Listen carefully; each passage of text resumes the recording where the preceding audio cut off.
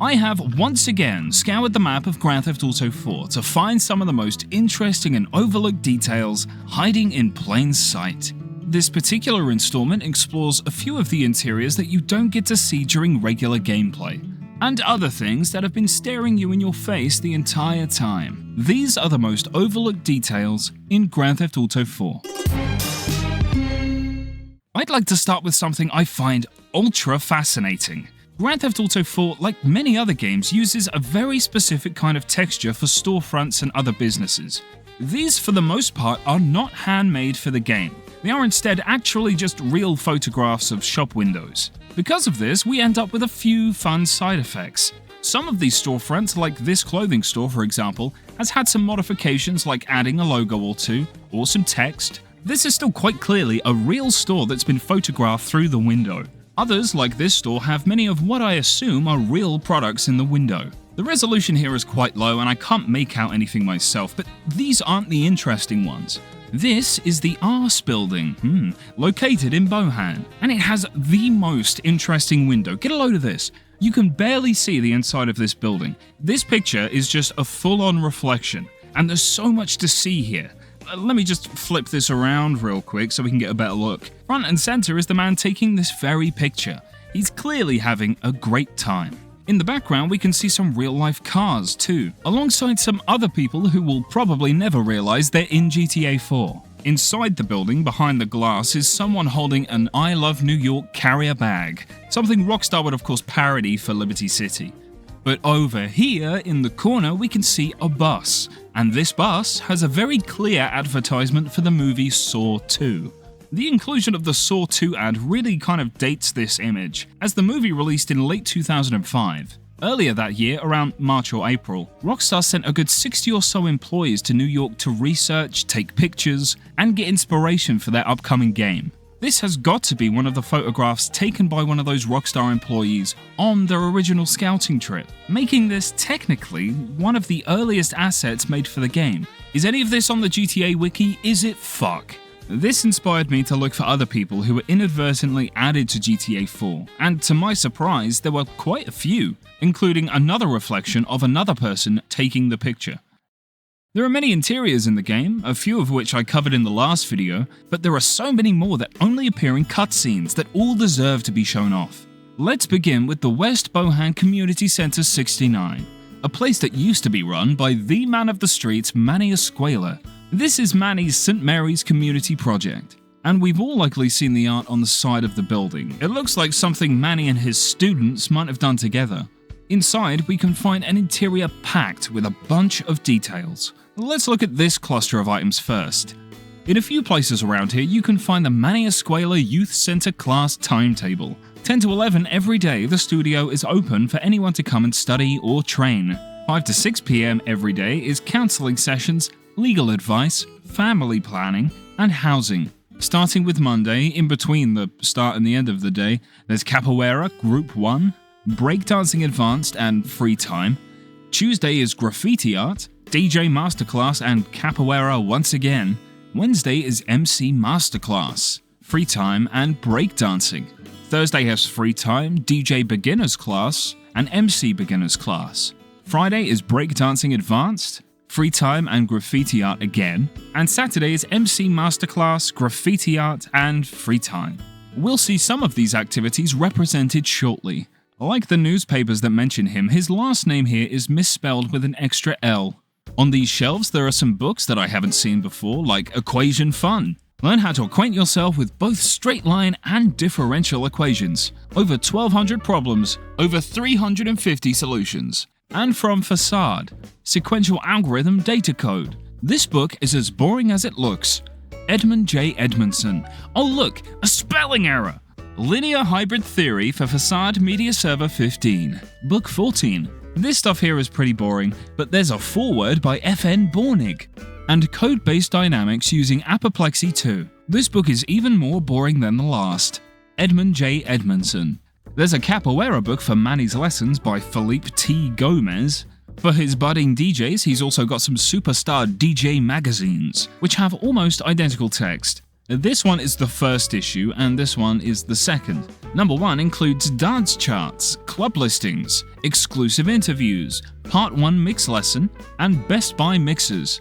And number 2 has all of the same, except this includes Part 2 of the mix lesson, and also Best Buy decks. And like any other time I see it, I have to point out the use of GTA's classic price down font.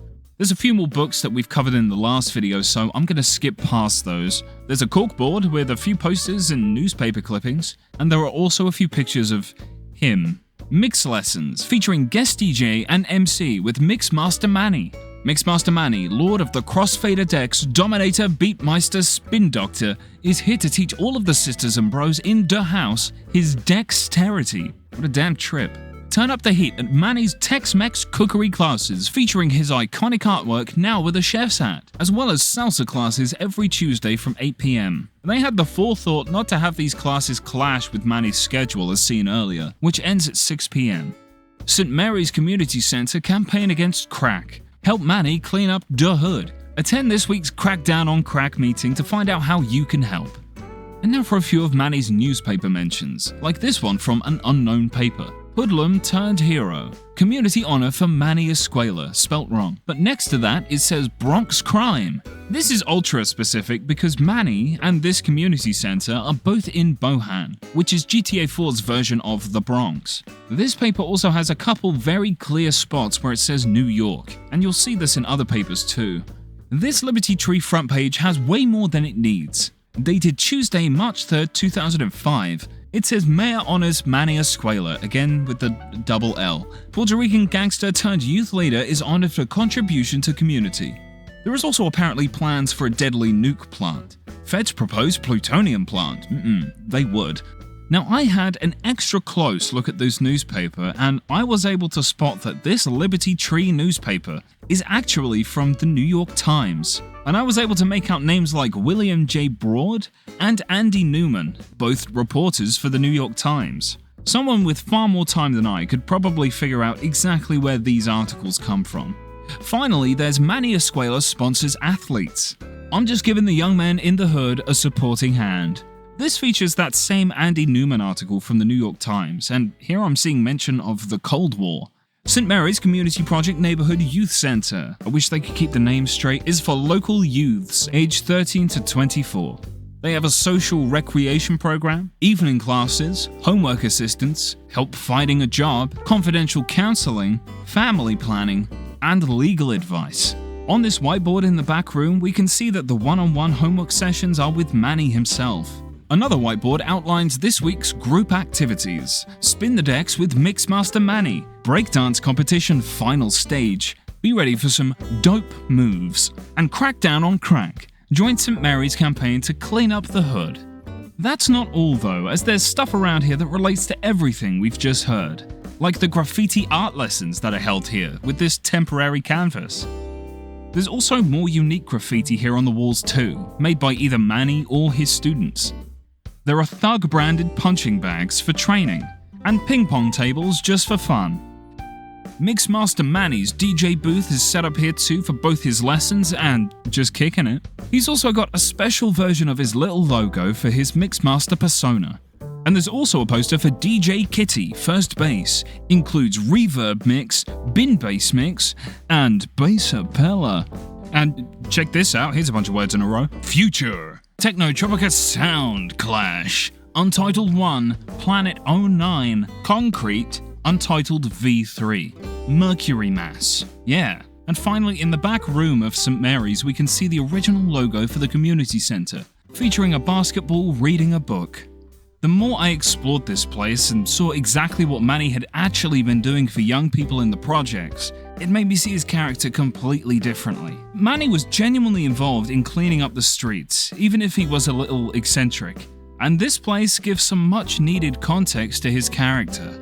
I firmly believe that this place was at some point supposed to be accessible to the player. I can't confirm this, but both doors line up perfectly with the ones outside, and there are some very well thought out details all over this place. They didn't have to do all of this just for a cutscene or two. That was a lot for one interior, so let's breeze through a few other details. International Online Unlimited, helping you buy what you can't afford. Look rich, feel poor. Visit your local branch today. You may be at risk of losing the home we make you buy. Nico and Roman's Bohan apartment is nearly as grimy as their first, and it has a few neat details. Over by the TV, there's a few books, such as Tales of Epic Steel and Quests from a Bygone Age, which just so happens to be the 4th volume. There's Madness and Blasphemy, The Do's and Don'ts, and Beards by Scroat. Mind Games by Willis Pomage is next to these, as well as Game Face by Brendan McDonald. Brendan was a prop artist for Grand Theft Auto 4, and has worked on games from GTA 4 to Max Payne 3, GTA 5, and Red Dead 2. He seems to like to put his name on props he works on, like this book, but also the electronic tills in the game, where the person logged in is Captain Brendan, and we'll see his name pop up a little later on too. On the shelves I found a Man Zone CD, a clear parody of Boyzone, and they have a penis for a logo. Fantastic. Next to the TV is a black and white picture of Nico and Roman. I wonder when this was taken. There are 2 phone books in here too, the Yellow Papers and the Liberty City Telephone Directory, which features a much earlier version of GTA 4's map. A higher resolution version of this beta map was found by YouTuber Bubs a couple of years ago. There aren't a huge amount of differences, but it's always so interesting to see what we could have ended up with. There's a billboard here for the Eugenics Baby Builder V1, made for the Facade operating system. Design your perfect baby today. You can choose ethnicity with this handy color wheel, eye color too, and according to this screen grab, you can choose boy, girl, or both. And there are even options for heterosexual, lesbian, and I assume other orientations dependent on the sex of the baby. When your order is placed, the babies will likely be grown here at this eugenics company property. You've probably already noticed the logo, which features 2 intertwined sperm cells. Perfect branding if you ask me. I've covered the Burger Shot menu before, but I never checked inside an actual Burger Shot location. There isn't anything super interesting here, that is besides these POS systems on the counter, which features the return of prop artist Brendan McDonald. He's logged himself in as the operator here. The buttons below the screen are also pretty neat. There are buttons for meal deal 1 through 4, super meal, real meal, power meal, and holy shit! Then there's of course burger, fries, fish, medium, chicken, extra medium, veg crap, and medium XL. For drinks, we have 3 sizes represented by actual Burger Shot cups. There's also a button for ice. Then staff, globe, sign on/off, ask CJ, launch missiles, space laser, montage, abort, and function. Completely normal, nothing to see here. That's all for Burger Shot, so this isn't really related, but one of the fine patrons of this establishment has a jacket that says 420. Truly timeless. In keeping with the fast food topic, here's the Star Junction Cluck and Bell. The interior has a lot of cool assets. All cock, no bull, 100% guaranteed. We guarantee that our chicken is full of cock and no bull. Our chicken contains 110% pure cock. In a few places on the wall, you can find these racks with nutrition cards for the Cluckin' Burger. There are no numbers, it just contains this stuff. In amounts, I suppose. You may have also seen this action figure behind some glass. It's Clucky time. Free Cluck Norris toy with every meal. I absolutely love the face on him. The menu is pretty interesting too, not something everyone would think to read. There's the Cluckin' Huge Ultra Meal, the Wing Piece Mega Meal, the Little Peckers Kids Meal, and the Fowl Burger, just like chicken. And then there's the Cock-a-Hoop Soup, some fries, the Cluckin' Burger, veggie wings, and some rings. But don't forget, balls and rings, sweetness. The V-Edgy Veggie Meal contains eggs, the Little Clucker Kids Meal, and Farmer's Surprise, guess the body part. No chickens are choked when preparing our food. That's a promise. There's lots of posters around here too, like a gratuitous amount. I mean, you're already here, you've seen the menu, right? Battered rings, only 69 cents, you pick 'em. The Mighty Cluck is 99 cents, 200% bigger breasts. Yummers. Here's a crusty Cluckin' Salad, which I thought was the V-Edgy Veggie Meal, but whatever, get it right. Cock-a-doodle-doo, gobble gobble till you choke. $6. Wait, $6 for what? This isn't really a poster, but new veggie wings may contain meat. Here's a look at some of their menu items in the kitchen area. The tables in this joint all have this Clockenbell logo pattern. This is also true of some of the stools. Let's head outside once again to touch, sidewalk. FMA parking systems might seem boring, but this is a reference to the FMA drive-in parking found in San Andreas. This itself is a reference to Rockstar North, the series creators, who used to go by the name DMA Design. The P45 National Union of Contemporary Arts Building is currently holding an exhibition featuring the artist Bao. Is it art? Incredible Chinese artist who paints with pandas. By singing, screaming, cajoling, and begging at the pandas, he makes them do the painting for him. The critics say, remarkable. Is it art? Who knows? But it is definitely proof that animals don't like to be screamed at. A few more Bao pieces are shown off outside, with his unique logo in the corner featuring a little panda. Outside the building is a sculpture of a man who's just seen a sculpture of a woman, if you smell what I'm stepping in. P45 is also pretty funny as a Brit, as a P45 is what you get from an employer when you stop working for them. On a road leading to the airport, there's a couple of ads for Francis International, like this "We Are So Fly" sign featuring the FIA logo, and this older style logo for the airport that looks like it's been here since the early 2000s. But that's not all, as in between these is one of the only working clocks in Grand Theft Auto 4. I came across this ad for a Vincent on a billboard, and it reminded me of beta vehicles I found in images in the last video. This is definitely an earlier version of the Vincent, as you can probably tell when comparing it to the final version. There's a silver trim around the headlights and grille. The headlights look a little different too. And the Maibatsu badge is placed on the hood instead of the grille. This may be a product of some image stretching, but the hood and roof seem to be just a little taller in the beta version. Overall, it looks pretty different to what we got in the end, while also looking rather identical. Work that out.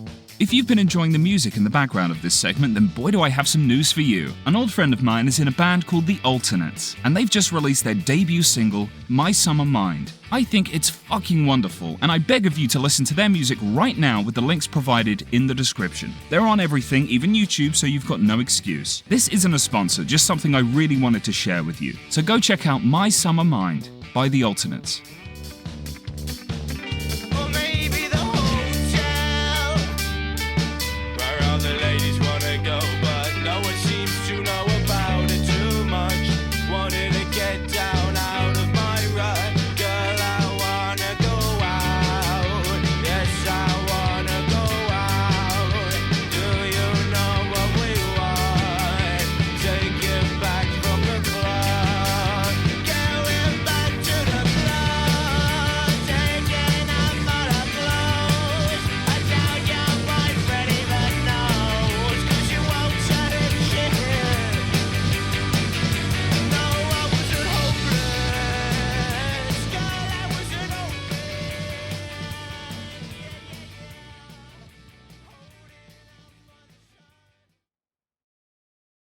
The Triangle Club has a few things I can't really show you. However, I did find a few interesting bits that I can. Real girls, all shapes and sizes. Experience counts. But, you know, the O is faded. This building used to be some kind of supermarket owned by the Richard brothers, I think. You'll love our ointment and cure-all cream. I don't know what this is. H's? H's Hand Relief? Discount Wholesale, established 1889. In the peephole, there's so much I simply can't show you because it's just too dirty. But I can still show you a few, and I mean a few, interesting things. Amputeens, Bunny Rub, and Lady Garden all have newer issues in GTA 5, and I'm hoping GTA 6. This DVD called FUD is made by Clown's Pocket Productions. The Clown's Pocket is a casino in San Andreas, so what are they doing publishing adult films? Are times really that hard in Venturas? There are advertisements around this place and certain other places for Women of the Night. There's Betty and Ethel, a couple of old ladies it sounds like. There's Ada, and then Phyllis. Now Phyllis actually makes an appearance in Chinatown Wars, which feels like a deeper cut than it probably is, considering Chinatown Wars is a newer game, making it the one doing the deep cutting. Anyway, if you'd like to see even more of what this place has to offer, alongside the gentlemen's clubs, head on over to my Patreon, where this video and future videos will get extended and alternate cuts. Let's finally make our way over to the island of Algonquin, where there's arguably too much to see. First of all, I want to shout out the Civilization Committee building, GTA's version of the United Nations. It wasn't something I was originally going to include, but when I was looking around here, I couldn't help but find a bunch of official Liberty City traffic cones in a lot of random places. The one place that makes sense around here is this hole in the ground, but they're also in a lot of weird places, like on top of this security box at the entrance, on top of the entrance to the building proper, on a corner quite far away where two walls meet, as well as on top of this stone sculpture in the gardens nearby. This guy is based on the people in the CC logo, except now he has a cool hat. Even without the cone, this is a pretty neat detail in itself. At the entrance for the main building, like some of the ones I showed at the start of this video, the reflection in the glass doors is a real picture taken of the real United Nations building, as you can probably tell from all the flags. The Majestic Hotel, of course, has that one room you can enter, and there are lots of pictures on the walls. This one was painted by Dutch minimalist artist Philips van der Philip, who's featured at the art gallery in Algonquin. In the bedroom for this place is, for some reason, a picture of Jimmy Pegorino's house. The garage doors are open in this picture, and this tree has a slightly different model. Plus, this tree was moved away from the driveway entirely. I saw this ad for Crevice in a few places around the map that overlooks the buildings south of the park. There aren't many differences, but it's definitely an older version.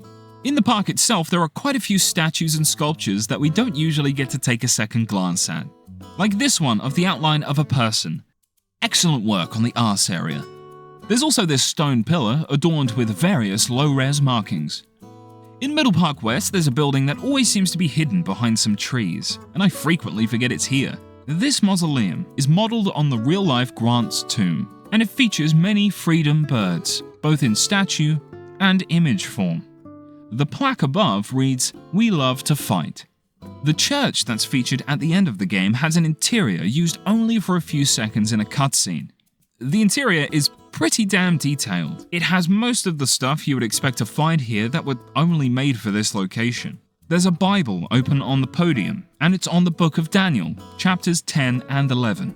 The detailing in here is almost high enough quality to have been a regular interior. If you go up the stairs to either side of this church, there's an upper floor where more pews can be found. In an early beta image of this church, the front doors were open. This may well have been an accessible interior at some point before Rockstar realized allowing people to bring weapons in here might not be the best look.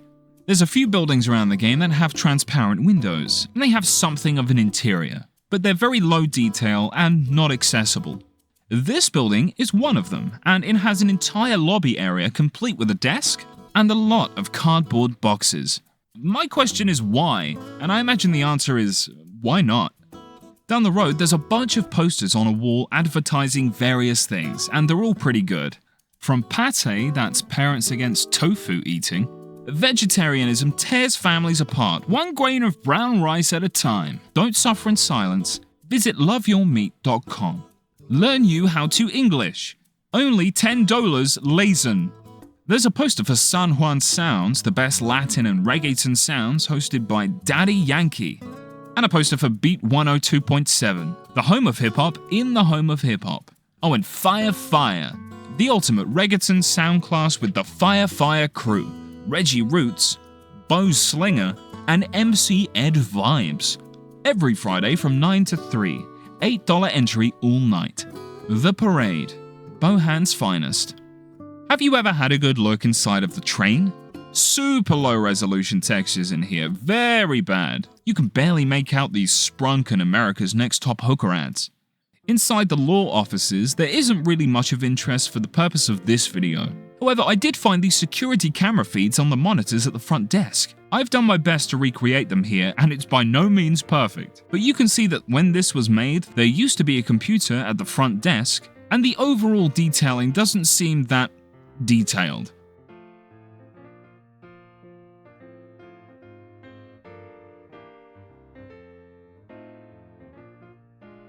Oh, I also found this Moneymaker magazine with Brucey on the cover. How to spend it wisely. A pretty well-known detail, but one I might as well show anyway, is Nico Bellic's resume. Career objective to rise to the top of my profession in Liberty City. Experience, Bellic & Bellic attorneys at law. Partner. involved in criminal law, particularly cases of manslaughter, homicide, drug dealing, extortion, racketeering, and Grand Theft Auto.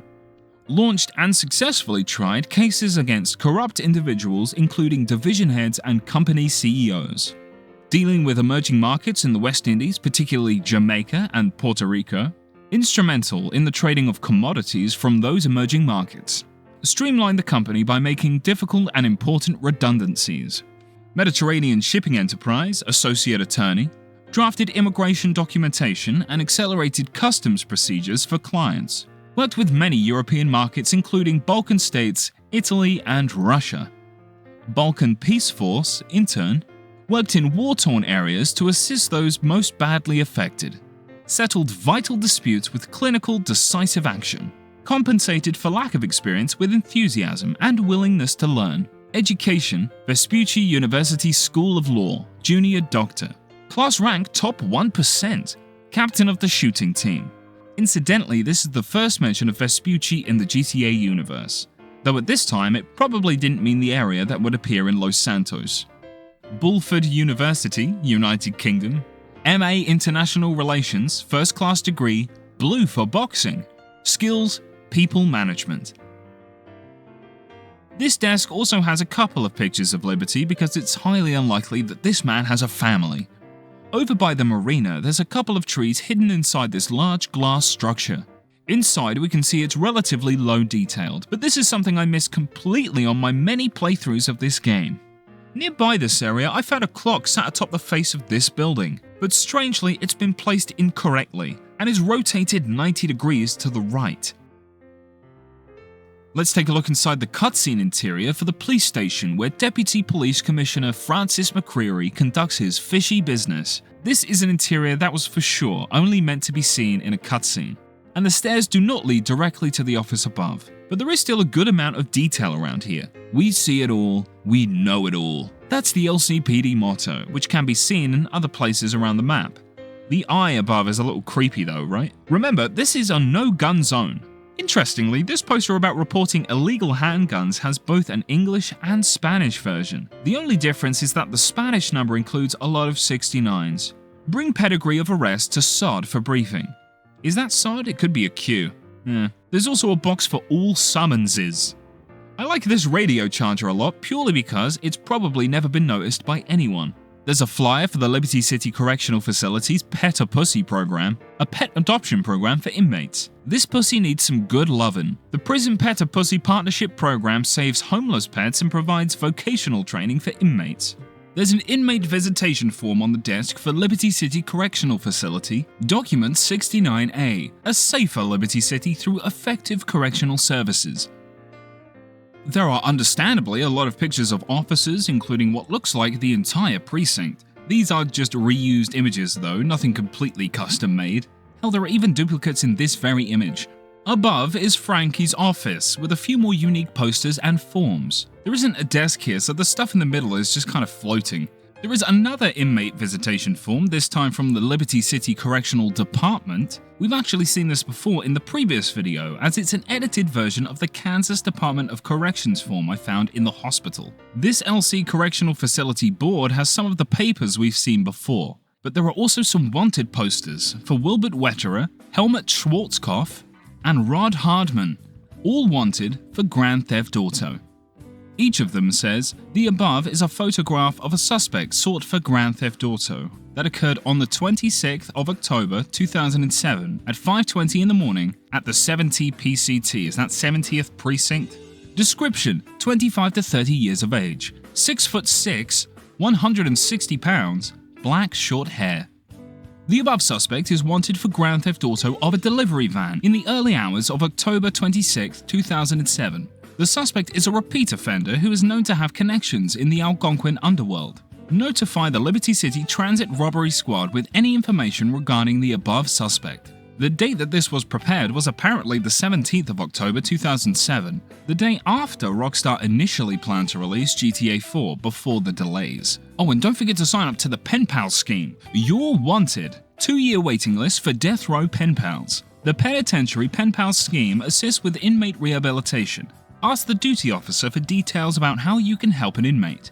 I'd like to finish up this video with a look inside Drusilla's. And it's very fancy in here. For some reason, there's a couple of posters for Al Dente's in here, which is a totally separate Italian restaurant chain. Perhaps Drusilla's was originally just another Al Dente's. Either way, their hamburger tortellini looks nice. All the Mamma Mia you can eat. There is also a picture of the restaurant inside the restaurant, as well as a couple more black and white pictures of Drusilla's once again, as well as a picture of a bridge, a color picture of a bridge, a third picture of a bridge, real bridge fetish in this place, and a zoomed in picture of the sidewalk outside the restaurant. There's also some custom made pictures of who I assume are either family or employees, as well as respected customers like the Liberty City Fire Department. It is extra fancy in here, lots of candles, and some even inside of bottles. These tables at the front have unique table mats that use an actual photo of New York City. In the kitchen, there's a few pots on the boil, as well as a few pizzas and pizza sauce. There's also some dough as well as other ingredients, and I also found some prime cut Scottish beef. And that's it for this Overlooked Details video. The next one in the series will be for Grand Theft Auto 5 once again, where I reveal even more interesting and overlooked details. Thank you all for watching, and thank you to my members on both Patreon and YouTube. And remember, if you'd like to see extended and alternate cuts of these videos when they release, head on over to my Patreon page. And don't forget to check out the alternates. Keep it breezy, and take it sleazy.